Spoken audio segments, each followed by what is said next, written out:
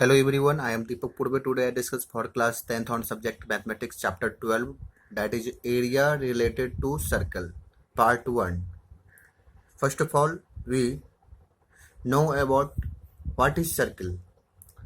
Circle, a circle is the locus. Locus means path of a point which moves in a plane in such a way that its distance from a fixed point remains constant. यानी एक circle जो होता है वह एक point का locus है या एक पॉइंट का रास्ता है। जैसे मान लीजिए एक पॉइंट पी, एक पॉइंट हम पी मान लिए, इसका लोकस, इसका एक ऐसा लोकस, ऐसा एक पाथ जो एक फिक्स पॉइंट से, जो क्या हो, एक फिक्स पॉइंट से फिक्स डिस्टेंस पर हो। यानी उस पॉइंट का जो लोकस है, इसका जो लोकस, ये लोकस है, ये पाथ है, वो एक फिक्स पॉइंट से कांस्टेंट रहता है, यानी फिक्स्ड रहता है। कांस्टेंट मीन्स फिक्स्ड, ठीक है। Constant means fixed, remains constant मतलब वो हमेशा सेम रहता है। यानी एक पॉइंट का लोकस यानी पाथ इस तरह से एक प्लेन में एक पॉइंट का लोकस या पाथ इस तरह से हो कि उसका, उस पाथ का, उस पॉइंट के लोकस का एक फिक्स पॉइंट से जो डिस्टेंस होगा वह रिमेन्स कांस्टेंट हो, ठीक है। उसका डिस्टेंस जो एक फिक्स पॉइंट से कांस्टेंट हो, ठीक है। या वो सारे point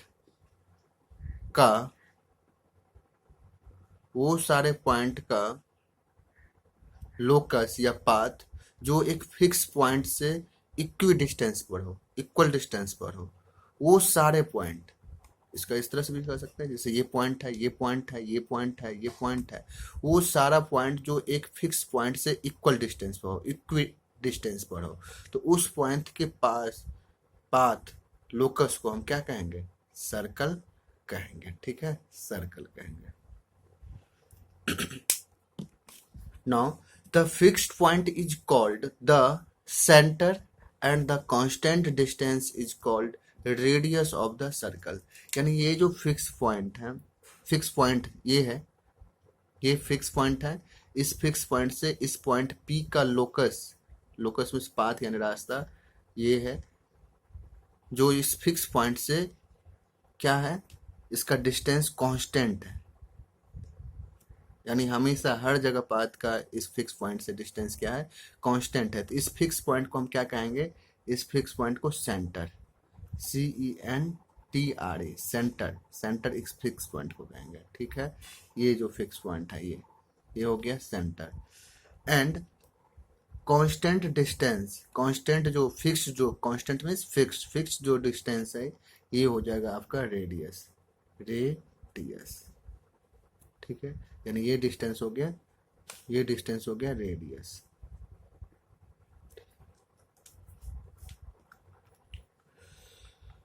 now next term is what is circumference. Circumference, the perimeter of the circle और the length of boundary of the circle is called its circumference. यानी सर्कल का जो पेरीमीटर होगा या उस सर्कल के बाउंड्री का जो लेंथ होगा। फॉर एग्जांपल, जैसे ये एक सर्कल है, तो इसका बाउंड्री ये हुआ बाउंड्री, इसके बाउंड्री का जो टोटल लेंथ होगा यही होगा circumference.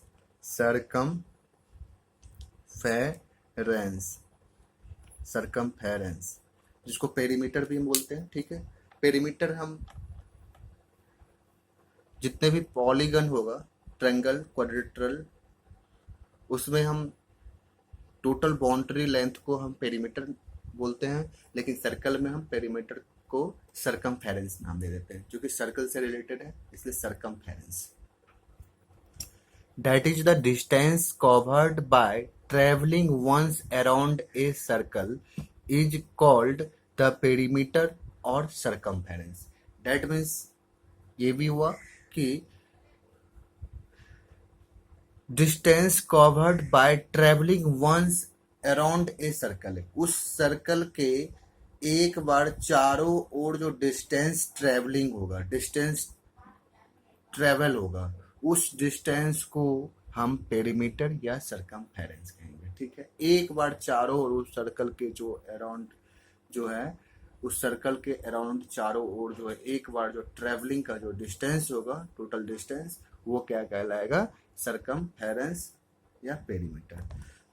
Now the circumference of a circle is given by the formula that is 2 pi r. Circumference of a circle is 2 pi r.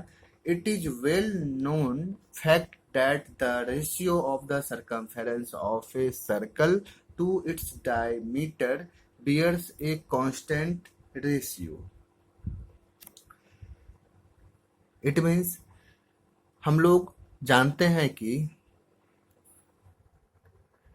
The circumference of a circle, यानी circle का circumference और उस circle के diameter का ratio जो होता है, वह जो है कांस्टेंट रेशियो होता है। वह जो है, यानी किसी भी सर्कल का सरकमफेरेंस और उसके डायमीटर का जो रेशियो आएगा, वह सभी सर्कल्स में ये जो ratio of circumference and diameter जो आएगा, वो क्या होगा, कांस्टेंट होगा, हमेशा सेम ही रहेगा। ठीक है, चाहे आप एक बड़ा सर्कल ले लो, ठीक है, इसका डायमीटर कुछ ना कुछ होगा, इसका डायमीटर होगा, और इसका ये सरकमफेरेंस होगा। इसके सरकमफेरेंस का जो लंबाई होगा, जो वैल्यू होगा, वो सरकमफेरेंस, और जो इसके डायमीटर की जो वैल्यू आएगी, ये वैल्यू, जैसे मान लीजिए ये C1 सर्कल है और ये D1 डायमीटर है, C1 और D1। इसी तरह एक सर्कल ले लेंगे छोटा सा, जिसका सरकमफेरेंस C2 होगा और डायमीटर क्या हो जाएगा, D2 होगा, तो ये C2/D2। सिमिलरली एक सर्कल और ले लेंगे बहुत ही बड़ा, ठीक है, जिसका सरकमफेरेंस C3 होगा और डायमीटर क्या हो, D3 हो, तो C3/D3। ये सभी आपस में क्या होगा, वैल्यू सेम हो जाएगा, सभी का वैल्यू सेम होगा, फिक्स होगा, कांस्टेंट होगा, यानी दे बियर्स एक कांस्टेंट रेशियो। ये सभी जो है रेशियो जाएंगे, ये जो है कांस्टेंट रेशियो को बियर्स करेगा, दैट इज कांस्टेंट रेशियो को कैरी करेगा, टेक करेगा, जनरेट करेगा। ठीक है, कांस्टेंट रेशियो होगा किसी भी सर्कल में, उस सर्कल के सरकमफेरेंस और उसके डायमीटर का जो रेशियो आएगा, वह हमेशा फिक्स्ड कांस्टेंट रेशियो आएगा। ठीक है, so pi is defined by circumference of a circle divided by diameter of the circle. Circle का सरकमफेरेंस और उस सर्कल का डायमीटर का जो रेशियो होगा, वह क्या आएगा, कांस्टेंट आएगा, फिक्स आएगा। ठीक है, जिसे फाई हम लोग सपोज करते हैं। ठीक है, फाई का डेफिनेशन यही हो गया। तो यहाँ से सरकमफेरेंस ऑफ ए सर्कल ये निकल जाएगा pi into diameter of the circle, that means circumference is equal to pi multiply diameter.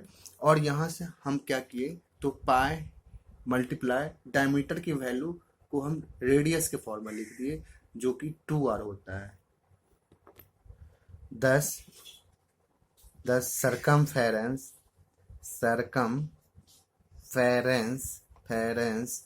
Is equal to क्या हो गया, 2 पाई r हो गया। ठीक है, वेयर r इज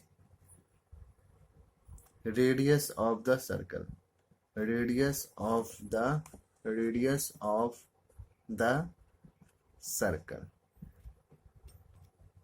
ये हो गया फॉर्मूला सरकमफेरेंस का। ठीक है, now formula is that first for a circle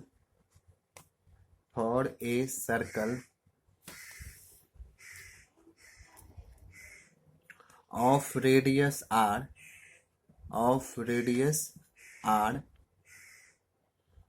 r unit of radius is equal to कर देते हैं of radius is equal to r units है. then we have first formula is circumference of the circle is equal to क्या हो जाएगा 2 pi r. एक formula, दूसरा formula pi d भी हो जाएगा. ठीक है, पाई डी, यहाँ यूनिट्स लगा देंगे तो यूनिट्स में ही रहेगा आंसर, और ये भी यूनिट्स में ही रहेगा. ठीक है, यूनिट्स. यहाँ आर रेडियस है और यहाँ डी डायमीटर है. ठीक है,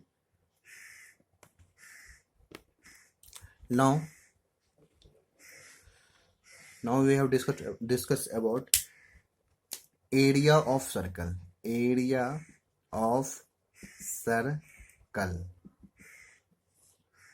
ठीक है, तो एक सर्कल हम ड्रॉ करते हैं.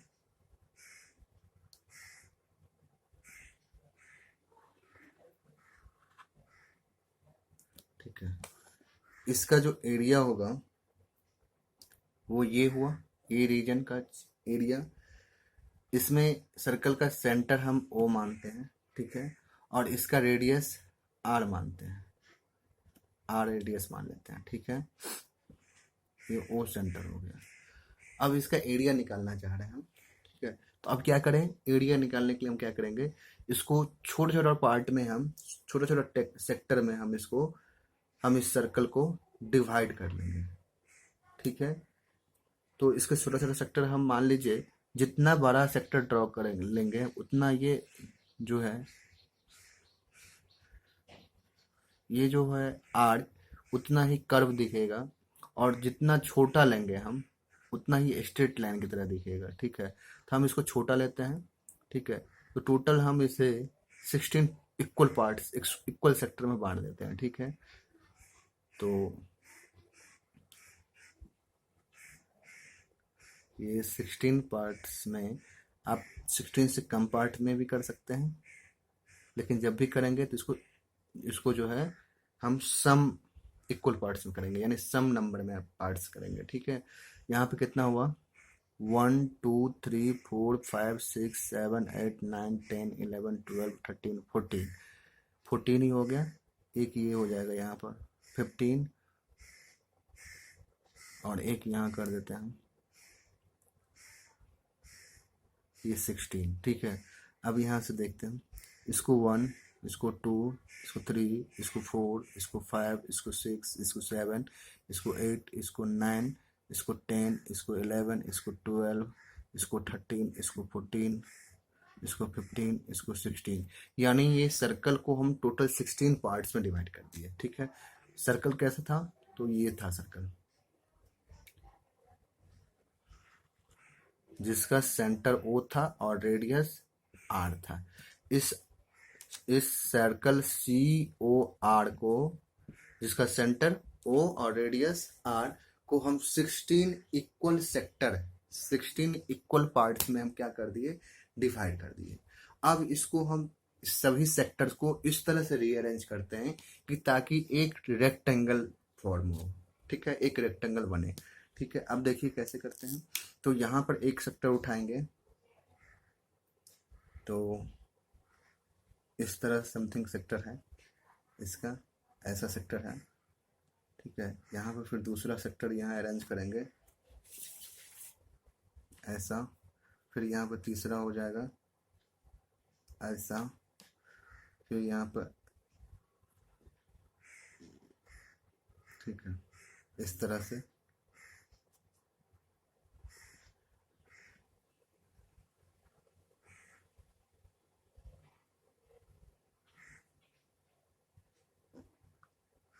अभी कितना हुआ 1 2 3 4 5 6 7 8 9 10 11 11 12 13 14 15 16। ठीक है, ये 16 हो गया।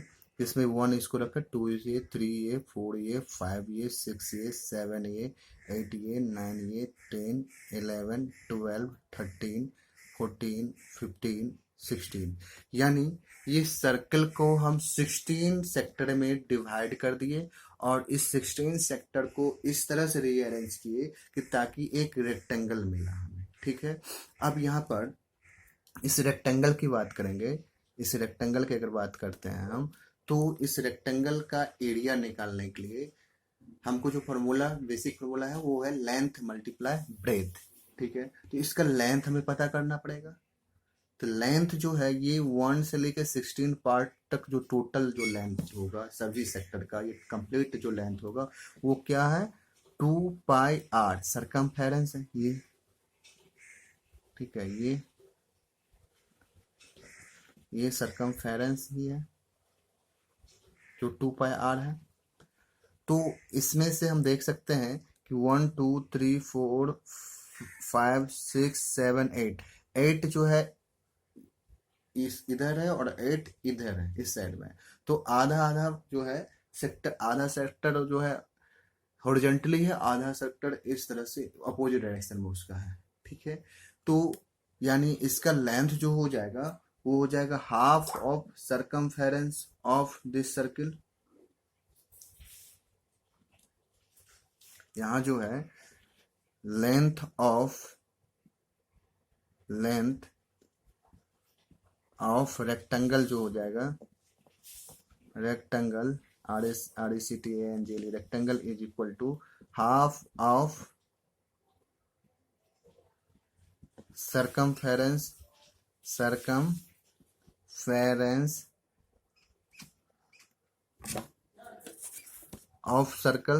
Of circle that is length क्या हो गया यहाँ पर, हाफ ऑफ 2πr ये हो गया आपका लेंथ इस रेक्टेंगल के लिए। और इस रेक्टेंगल का ये जो ब्रेथ जो होगा, ये तो यही ब्रेथ है, देखिए ये ब्रेथ हुआ ना, ये यानी रेडियस जो होगा वो इसका ब्रेथ हो जाएगा, ये r है। तो ब्रेथ क्या हो जाएगा यहाँ पर, ब्रेथ b, यानी ये हो गया लेंथ और ये हो गया breadth, BREADTH breadth that is b, क्या हो जाएगा r हो गया। ठीक है, इसलिए एरिया ऑफ सर्कल जो हो जाएगा CIRCLE सर्कल, यह हो जाएगा area of rectangle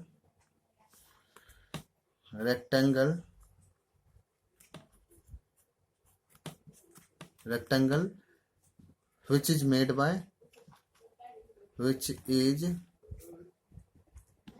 by 16 similar sector, 16 sectors. ठीक है, इज इक्वल टू क्या हो जाएगा, area of rectangle L multiply B, इसका लेंथ है हाफ इंटू 2πr, ये हो गया लेंथ, और ब्रेथ क्या हो गया r। यहाँ से क्या हो जाएगा, हाफ हाफ कैंसिल आउट हो गया, πr² जो हो गया वो हो गया πr² area.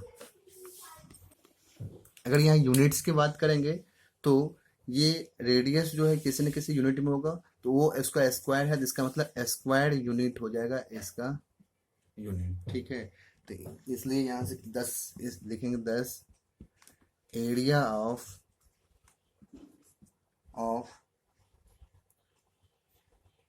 The circle is equal to πr² units.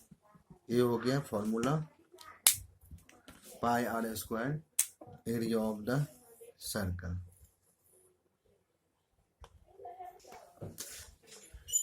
अब हम एरिया ऑफ सर्कल देख लिए, सरकमफेरेंस ऑफ सर्कल को देख लिए, ठीक है।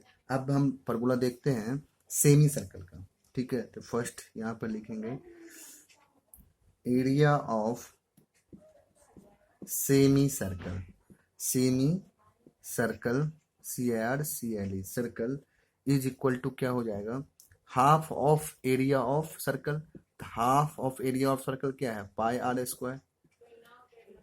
ये भी स्क्वायर यूनिट में ही रहेगा, यूनिट्स। इसको ऐसा भी लिख सकते हैं pi r square by 2 square units, ठीक है। ये सेमी सर्कल का हो गया। Semi circle for semi circle, semi circle, semi means half circle, ठीक है। अब सेमी सर्कल का हम पेरीमीटर को देख लेते हैं, ठीक है। एक बार सेमी सर्कल का पहले पिक्चर बना देते हैं। सेमी सर्कल मतलब हो गया आधा सर्कल का आधा पार्ट, ठीक है। तो इसका एरिया ये जो होगा वो पूरे सर्कल का एरिया का आधा होगा, ठीक है। चलिए अब यहाँ पर हम दूसरा फॉर्मूला देखेंगे, perimeter, perimeter of semi circle, semi circle. तो पेरीमीटर ऑफ सेमी सर्कल होगा, पहले सेमी सर्कल का सरकमफेरेंस देख लेते हैं। सेमी सर्कल का सरकमफेरेंस मतलब हो गया ये वाला पार्ट जो होगा वो हो जाएगा 2 पाई आर होता है सरकमफेरेंस ऑफ सर्कल, उसका आधा दैट इज पाई आर हो गया, पाई आर। तो पाई आर हो गया ये वाला पार्ट। सरकमफेरेंस जो होता है या पेरीमीटर होता है वो होता है टोटल लेंथ ऑफ बाउंड्रीज। तो बाउंड्री में ये के अलावा ये भी तो बाउंड्री का पार्ट है, ये भी तो बाउंड्री में काउंट होगा। तो ये जो है डी डायमीटर है, diameter is equal to 2r, ठीक है। तो प्लस 2r ये हो जाएगा, ये इसका यूनिट जो हो जाएगा वो सिंगल यूनिट रहेगा, यूनिट्स, ठीक है। स्क्वायर यूनिट नहीं होगा। तो पेरीमीटर ऑफ सेमी सर्कल हो जाएगा pi r plus 2r। Pi r हो गया ये वाला पोर्शन, ये कर्व वाला, और ये स्ट्रेट वाला पोर्शन हो गया जो डायमीटर, जो कि उसकी वैल्यू को हम डी की पाई आर प्लस डी भी बोल सकते हैं, और पाई आर प्लस डी भी बोल सकते हैं, यहाँ पे पाई आर प्लस डी भी बोल सकते हैं, ठीक है। इतना यूनिट्स भी बोल सकते हैं, या पाई आर प्लस 2r, ठीक है। Thank you for visiting this video. The remaining concept will be continued in the next part of the video.